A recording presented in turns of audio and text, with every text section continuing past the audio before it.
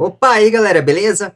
Galera, eu estou aqui com uma pessoa que conheci recentemente, na verdade, representando o grupo Impérios Sagrados, que tem acho que uma grande novidade, uma proposta muito interessante, muito inteligente, que gostaria de estar tratando. E nada mais, nada menos, estou com o CEO desta companhia, Christian Abreu de Quevedo. Por favor, Christian. Olá, boa noite, pessoal. Eu sou o Christian Abreu de Quevedo e a minha função é ser artífice de vidas, ou seja, eu gosto de ajudar as pessoas a serem protagonistas das suas histórias, não importando quais dificuldades elas estejam passando no momento. Então, eu sou um artífice de vidas. Tudo bom? Bem, graças.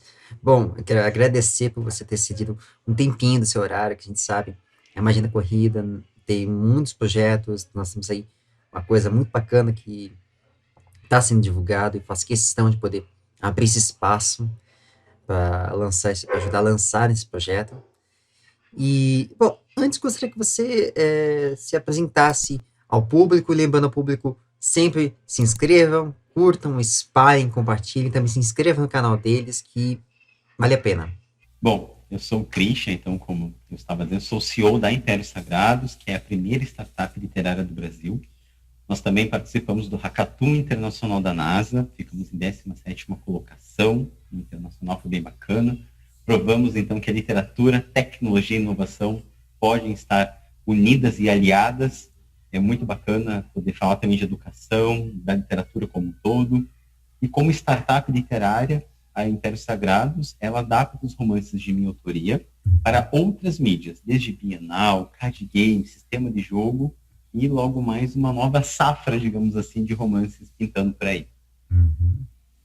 Legal. Bom, antes é bom a gente frisar, né? Eu sempre faço essa pergunta de praxe, como que você realmente começou a Impérios Sagrados e onde se inspirou na construção desse universo? A Impérios Sagrados, né, é o nome de um sistema de jogo de RPG, de roleplay game, então um jogo de interpretação de papéis. Eu comecei a jogar quando eu tinha mais ou menos 12 para 13 anos. Nós já vão quase 25 anos aí. E com o tempo, nós paramos de jogar outros RPGs, por exemplo, Dungeons and Dragons, Vampiro a Máscara, 3DT, e começamos a focar mais em desenvolver o sistema Impérios Sagrados. Tá? A primeira mesa de jogo, ela durou em torno de quase 3 anos e meio, mas o pessoal foi embora da minha cidade natal de Passo Fundo, fiquei sozinho lá, e só que não parei de jogar o sistema Impérios Sagrados. Né? O que aconteceu foi que existe, então, até hoje, a mesa de jogo Impérios Sagrados há mais de 24 anos, quase 25 anos, com uma história linear e retilínea. Já vão mais de 200 jogadores ao longo desses anos todos passaram pelas minhas mãos. Né? E a mesa original joga bem eventualmente agora, claro, cada um espalhado em canto do mundo, né? Então é um pouco mais complicado. Mas, fundamentalmente, Impérios Sagrados é, em primeiro lugar, uma mesa de jogo de RPG, de roleplay game, e depois disso, com a escrita dos romances, aí também comecei a ver um outro lado da Impérios Sagrados enquanto uma startup que poderia levar um diferencial de também tecnologia enquanto apps, mas tecnologia na educação mesmo, aliando a literatura também junto com a educação. Interessante. Quer dizer, no caso, começou com uma linha voltada a games, no caso, uma linha mais tradicional, que Role Play Games, ou RPG, é um gênero que não era tão difundido como é hoje em dia. Antigamente era Para quem muito mais. começou, no meu caso, na década de 1990, né? Olha, é muito complicado. O RPG estava chegando, ele chegou, o roleplay game pelas mãos da Devir Livraria. Conheci muito Douglas Quintas Reis, fundador e sócio da Devir Livraria. Infelizmente, o Douglas Quintas Reis faleceu em 2017. Era muito próximo assim, a ele. E tive um trabalho junto com a Devir, só que não um trabalho remunerado, né? Um trabalho de espalhar o RPG, falar de educação, né? Fazendo o que eu gostava como era um hobby. Era um hobby. Hoje é um hobby, mas é um hobby rentável. Entendi. Ou seja, você transformou, a gente sempre fala, um limão da limonada. Uhum. Exato. Uhum. E tem umas pessoas que falam assim, nossa, quando você fizer do hobby o seu negócio, você vai cansar e enjoar. Capaz, agora mesmo. domingo ou sábado nós dedicamos a jogar Impérios Sagrados. Sagradamente, né? Há quase 25 anos. Interessante. E agora, né, vocês vão lançar um financiamento, né, de um livro muito interessante, chama-se Primogênito do Sol. Poderia contar por cima sobre esse novo projeto? Bom, a Impérios Sagrados, ela, enquanto startup literária, fundamentalmente ela é uma editora, porque nós no Brasil não temos uma regulamentação específica para startups ainda, né? Então é preciso você se adaptar. Então, a Impérios Sagrados é editora, ela pode fazer eventos, tem uma série de coisas, o qual o CNPJ tem essa mobilidade. E o lançamento do Primogênito do Sol, ele é um livro que inaugura uma nova era, né, de livros da Impérios Sagrados enquanto startup. Eu escrevo enquanto autor, e eu brinco que eu sou ainda o capital intelectual mais ativo na empresa, apesar de ter 30 e tantas pessoas hoje na startup, né? Meu sonho é que as pessoas comecem a escrever Impérios Sagrados, mas eles têm que ler o que eu escrevi, claro, para saber do universo, jogar o RPG de mesa, né? Então, a IS ela vai ter sua primeira obra publicada enquanto empresa, né? Isso eu brinco que é um movimento bem doido, né? Porque eu tenho que ceder os copyrights do que eu escrevo para eu mesmo, né, enquanto CNPJ, o CPF do CNPJ, né? E o lançamento do Primogênito do Sol, ele é o coroamento daquilo que a gente vinha semeando. Como assim? Nós tivemos o lançamento do livro Milênios de Solidão, de minha autoria pela Cotter Editorial. Então, nós temos aí, então, um livro que faz parte do universo Império Sagrado, mas sendo vendido por outra editora. Ou seja, quando sair o Primogênito, nós também teremos mais um livro, que é o Primogênito, puxando também as vendas do Milênios de Solidão. Então, é interessante para quem escuta eu falando, para entender como é o processo de uma empresa que transforma, né, um hobby em um negócio. Interessante. Quer dizer, a gente sabe muito bem que começou, na verdade, tinha um outro livro anterior, e esse projeto vai puxar também esse mesmo. A intenção é essa. A intenção é essa. Uhum. Porque nós temos também o livro Sombras no Entardecer, que é de minha autoria publicado, o Narrativas Interrompidas em Memória e Clamor Élfico, Contos Imortais. Também de minha autoria, só que a IS está impulsionando apenas na Amazon. O ano que vem a gente vai transformá-los também em livro físico. Mas isso é bem uma parte que a gente está trabalhando muito para que não fique confuso para o leitor que está chegando agora, né? Nossa, por onde eu começo? Olha, tem o Milênios de Solidão, excelente leitura para começar no universo IS, Impérios Sagrados, e vai ter o Primogênito do Sol. Então, tem muitos personagens da narrativa que conversam, né, entre um romance e outro, mas são completamente distintos os dois romances. Interessante. E mais que cada romance tem uma linha, tem uma proposta interessante. Quando eu fui adentrando um pouco mais esse universo para entender mais a sacada, eu senti isso, essa complexidade. Tanto que vou adentrar nesse ponto, tem uma peça-chave que, conforme já tínhamos visto, que impactou o Jeremy Javier, acho que é isso, Jeremy Javier, ou vulgo Senhor das Sombras, que tem uma coisa muito interessante, na qual eu já tenho visto, já tenho me chamado muita atenção, que é questionamento sobre a perda da humanidade, né? E o que você se envolveu, também se envolveu com ele, contando da inspiração, contando da criação, vamos falar a verdade, essa criatura tão complexa, tão profunda, né? Tão simples de entender. O Jeremy, que também era na narrativa O Senhor das Sombras, o nome verdadeiro dele é Montserrat. A Montserrat significa a piedade da compaixão. Esse é o significado do nome. A Montserrat é filho de dois deuses, o deus Arut e a deusa Adarum. Porém, ele não foi criado, né, pelo pai, e muito jovem, uma criança, a mãe teve que abandoná-lo. Só que nós estamos falando de uma narrativa, né, ele tem, na história, mais de 5 mil anos. Né? Então há que se pensar que é uma vida longeva, né? Ou seja, ele é um Deus que vive entre os mortais. Porém, o fato que marcou ele não é esse, não é nem o abandono pelo pai. É os poderes na narrativa que ele foi atrás, poderes esses que possibilitaram fazer grandes feitos, só que de uma forma muito negativa. né? A Montserrat, enquanto ele usava a alcunha de Montserrat, ele cometeu muitos crimes, genocídios assim, bárbaros, absurdos. Ficou mais de 2.500 anos trancado em um plano, conseguiu sair de lá, conseguiu se libertar. Quando ele saiu de lá, ele perdeu muita coisa, poderes, uma série de coisas. E, por um acaso do destino, conheceu uma outra pessoa, a qual ele abandonou o nome de Montserrat, inclusive a alcunha do Senhor das Sombras também, que é um título, né, dado aos poderes que ele adquiriu, acabou casando e constituindo uma família. Claro, que imagina um leitor se perguntando, mas como tudo isso? Digo, bom, logo todo mundo vai poder saber como é que é essa vida, né? E se é possível deixar esses crimes para trás constituindo uma família. Né? Mas acredito que o fato que mais marca é que, logo no início do livro, ele está falando que ele perdeu a humanidade dele e que tudo depois disso se resumia a esse fato fundamental. Mas aí eu desafio o leitor, né, a acompanhar a narrativa. Qual é o adendo que eu faço? E o Jeremy, né, quem vai ver lá, o Andros, o Francisco II, que é o imperador lá do Império de Tarion, entre outros, são personagens de jogadores reais. Então essa história foi jogada em mesa de jogo e transcrita para um romance. Mas transcrita fidedignamente, Cris? Não foi, né? A adaptação, quando você trabalha numa algo intermídia, ao meu ver, é quase impossível se adaptar literalmente, fidedignamente, né?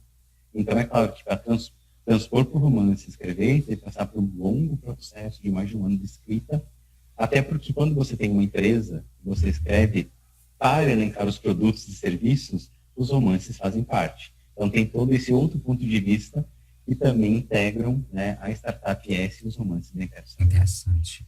Ou seja, no caso, para poder as pessoas entenderem que isso lembra muito a narrativa transmediática, que é uma fórmula, digamos assim, que já viu acontecer. Nós temos aí o caso Matrix, que é um clássico, que ele começou do filme, depois foi para o GP, foi para a animação, fizeram um monte de coisas, inclusive voltaram até fizeram um livro contando a parte da história e depois um segundo filme, que é totalmente descontinuado do primeiro.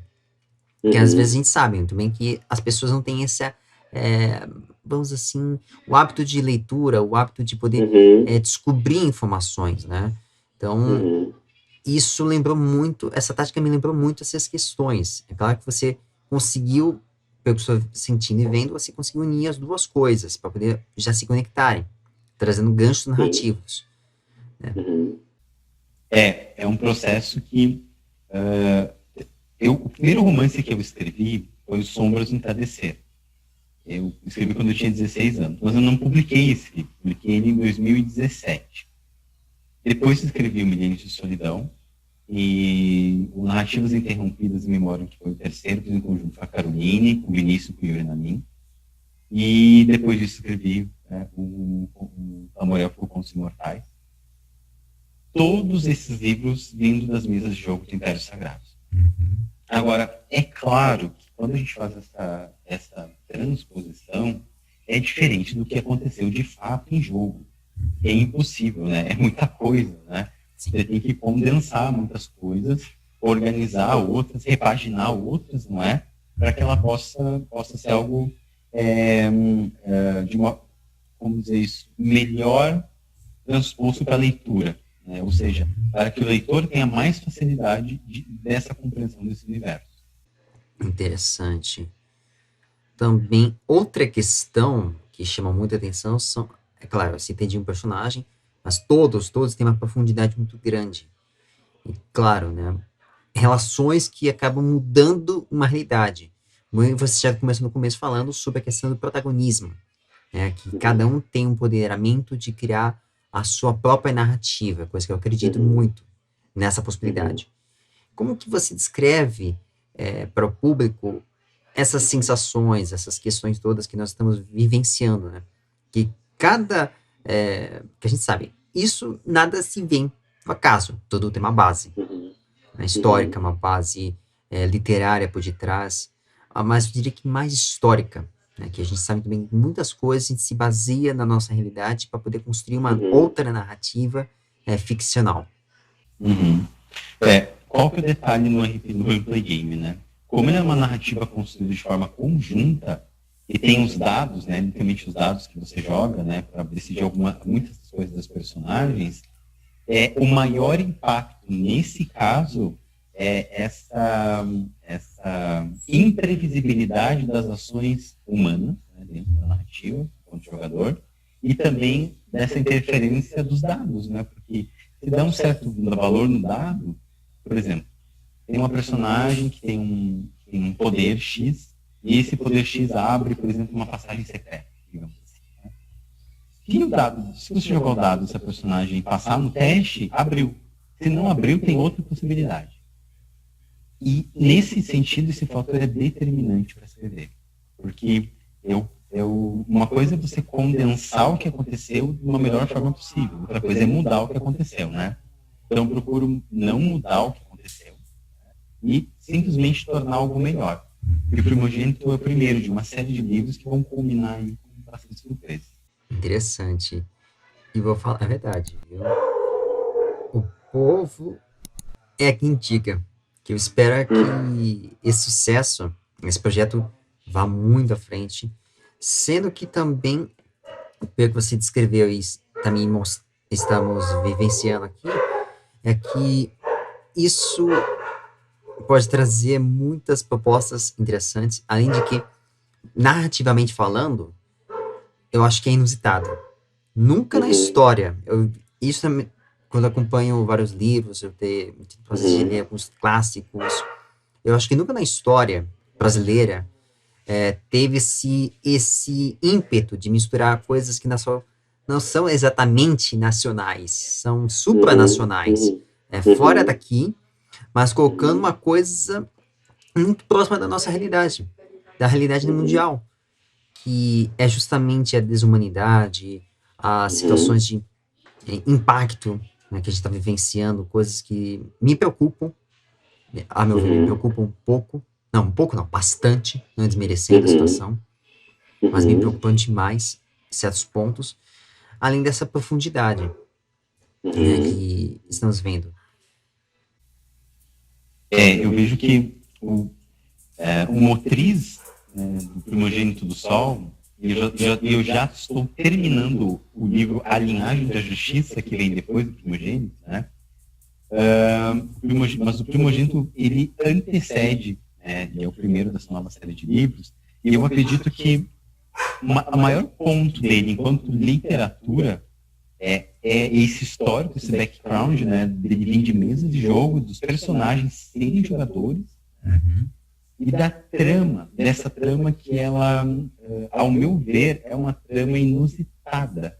Né? Não só por uma leitura nova, que nunca veio a público, no sentido mesmo de, poxa, esse Deus que está caminhando mortalmente, mas que de repente constitui uma família, tem filhos gêmeos, né, Atarios Dominus, de dentro da narrativa, assim, é uma personagem que todo mundo espera algum tipo de redenção. Aí a pergunta é, será que relacionamentos, né, oferecem alguma redenção? No caso dele, com esses crimes? Será que é possível falar, dentro da narrativa, que ele se importa ou não se importa? Como é que perdeu a humanidade, né? Então, acho que toda essa narrativa, ela é muito inusitada. Muito, porque a própria vida do Jeremy, enquanto personagem, é inusitada. Você não tem isso na literatura, né? É uma literatura que ela é literatura, é geek, tem várias questões de personagens lá dentro, né? Uma série de personagens, cada um com o seu jeito, a sua maneira, né? A sua sexualidade, o seu gênero, de várias nuances. E além de que fica esse gostinho desse drama tão humano e ao mesmo tempo tão sobre-humano. Acho que é um grande diferencial.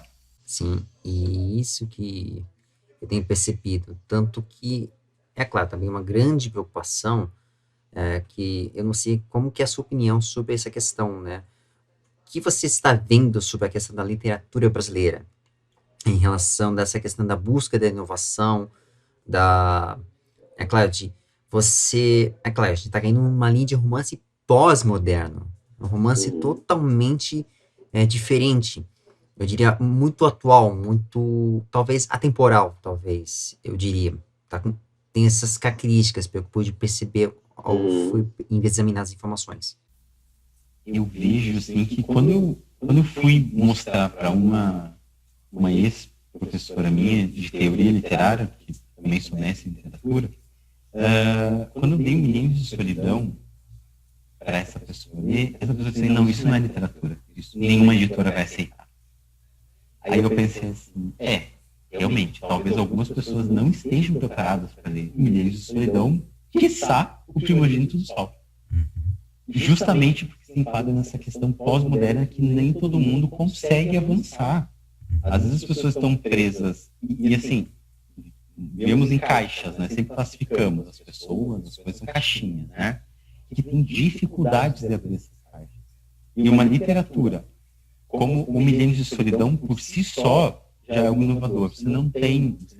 Esse romance é um que é novo no mercado editorial, né?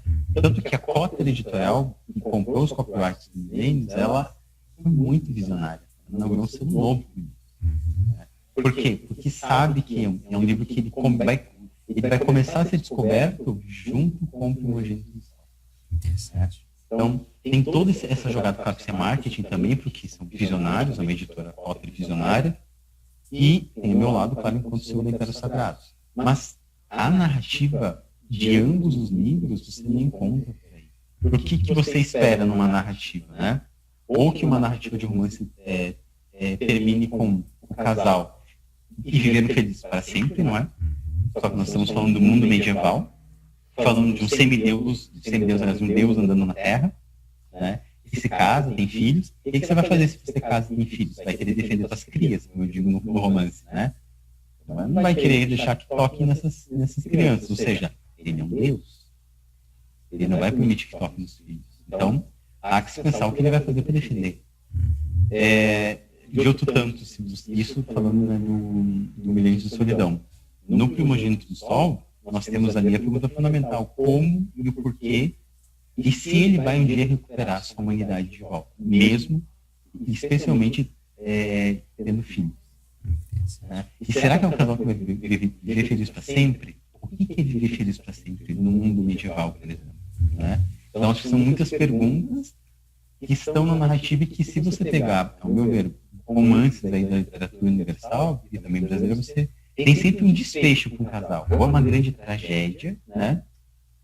E anunciado no início, e não é algo, no caso, planejado em termos de poderes e tudo mais, né? Como um deus de 5.000 anos certamente faria. Então tem todas essas nuances, assim, e também como é que é um cidadão de 5.000 anos. Também será blasé com a vida? Eu convido o leitor a dar fazer de forma especulativa, né, de aqueles romances para conferir. Exatamente. E eu faço esse desafio também. Porque ler, uma coisa que é importante, eu sempre falo isso para as pessoas, a leitura é uma das formas de você salvar pessoas. Incrível que pareça. Não é só a leitura, o teatro, as artes pensadas. Eu falo não aquelas artes que a gente está vendo que são enlatadas, que a gente vê na grand mainstream, vendendo esses produtos, mas não criando essas provocações, esses pensamentos, né? Livres, é claro, de forma independente, de que quer que seja, para poder entender o assunto, entender o que está acontecendo na sua humanidade, o que está acontecendo no seu mundo afora. Quando eu vejo esses textos, eu vejo essas questões, eu gosto de ler pensando, assim, não só narrativamente, mas assim, entendendo a trama, entendendo o universo, mas também questionando. Por que será que essas coisas acontecem? Qual o motivo? Porque tudo tem motivo. Não existe uma coisa ilógica, coisa que você na qual está trabalhando bastante aqui. E claro, é uma provocação que eu deixo para o público. Temos de ler. Ler esses pontos. Eu convido realmente o público a vir conhecer as mídias da Impérios Sagrados, né? O Instagram, o nosso site www.imperiosagrados.com.br, né? O Facebook, o blog do Medium, Impérios Sagrados também. Então, tem um conto liberado de forma gratuita no Notapad, né? As Areias da Aurora está lá liberado também. Então, assim, vem conhecer com a gente, conversar, vocês vão se apaixonar pelos romances, pelas narrativas, talvez não amem as personagens, porque tem personagens que você vai odiar, vai dizer, não pode acontecer isso, olha só, e tem outros que você vai dizer, não, por favor, deixa vivo, é algo assim, então, e tem outros que você vai torcer, não marque tudo errado com essa criatura aí, né? Então, vem conhecer Impérios Sagrados. Perfeito. E, bom, para poder finalizar, né, eu vou fazer aqui um rápido bate-bola. Uma palavra, o que vier à sua mente. Se quiser justificar, à vontade. Eu vou começar justamente com essa palavrinha que você acabou de falar. Paixão. Andros e Jeremy. Impérios Sagrados. Vida. RPG. Desejo. Universo Geek. Inspiração. Literatura. Movimento. Para finalizar, e acho que esse talvez é o nosso maior tema, Progênito do Sol. Liberdade. Beleza, pessoal.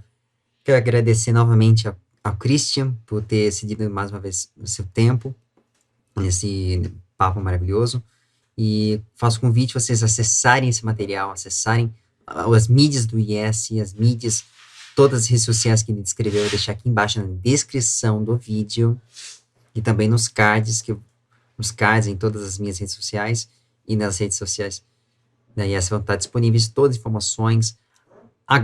Vão acompanhando também a campanha de financiamento, que isso é muito importante.